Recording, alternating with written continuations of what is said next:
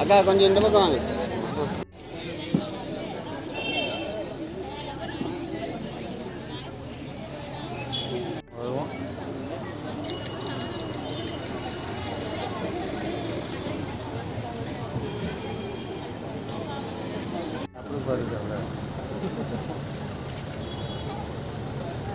வேணி வச்சுக்கிறேன்.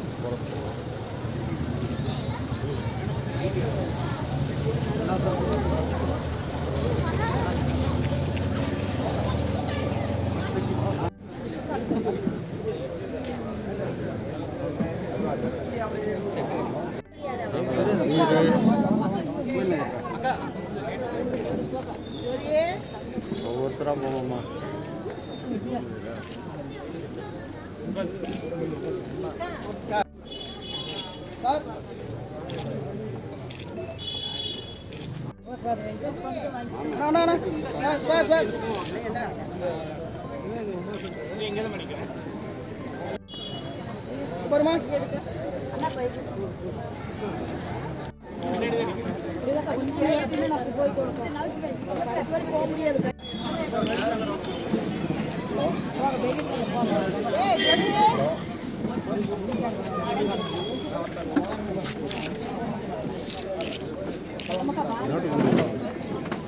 ஆனா நோட் 2 குண்ணா.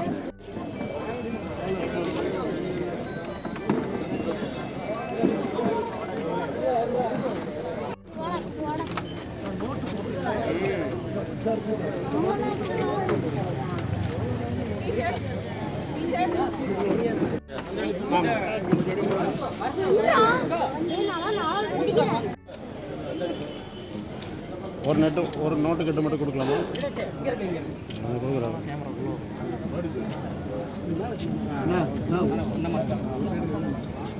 அவர் தாங்க ஃபங்க்ஷன் நடத்துறாரு. அவரே நவரு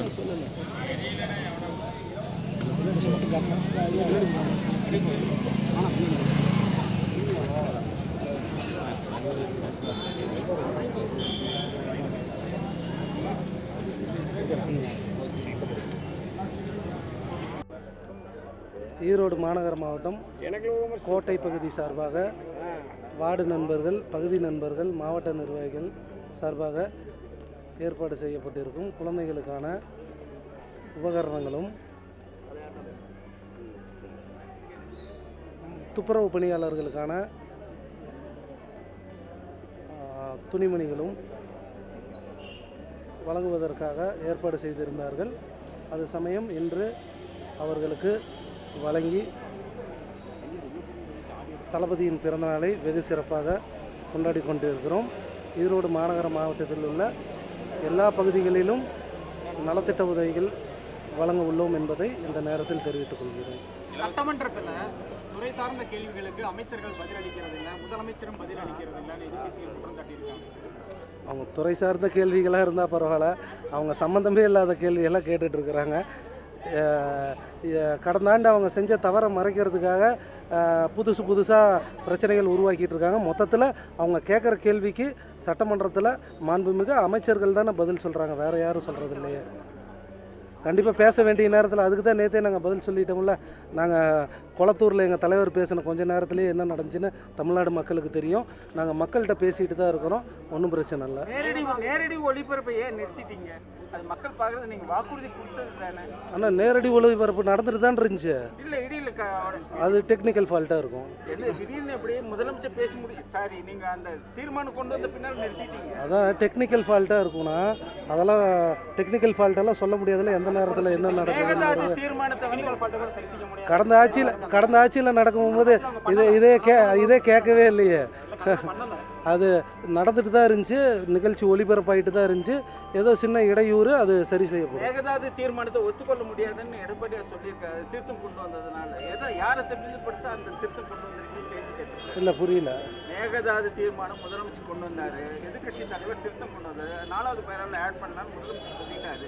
அந்த திருத்தத்தை ஏற்றுக்கொள்ள முடியாது, அரசு தீர்மானம் அல்ல இன்னும் எடப்பாடியார் அது அதை வந்து அவர் அரசியலுக்காக பேசுகிறாரு. ஒட்டுமொத்தமாக எல்லா சட்டமன்ற உறுப்பினர்களோட ஒரே இது மேகதாது அணையை கட்டக்கூடாதுங்கிற முடிவில் தான் எல்லாருமே இருக்கிறோம். அது அவங்களுடைய கட்சி அரசியலுக்காக அவங்க பேசுகிறாங்க. அதெல்லாம் பெருசாக எடுத்துக்க தேவையில்லை. ஆனால் இதெல்லாம் வந்து மாண்புமிகு முதல்வர் பதில் சொல்லுவார்.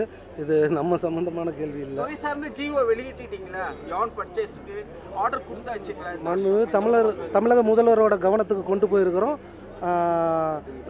இந்த மாத இறுதிக்குள்ளார ஜீவோ பாஸ் பண்ணிடுவோம். பல இடங்களில் தாவாக்கினர் சார், பல போதும். நன்றி.